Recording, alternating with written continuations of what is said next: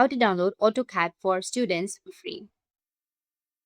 So if you want to download AutoCAD for your students for free, then what you need to do is open up your browser, any browser that you're comfortable with, and just simply search for Autodesk. Then go with www.autodesk.com. It will take you to this kind of interface.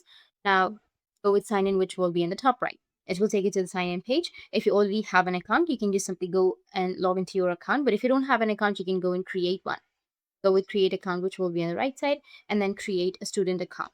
In order to create a student account, you need to enter your student email here and then agree, and then next your account will be created. So once you're done signing in, you need to go with product, which will be in the top left. And then on the right side, you will have download your software option. Click on download your software. After that, it will going to redirect you to this kind of page where you can see all of the options.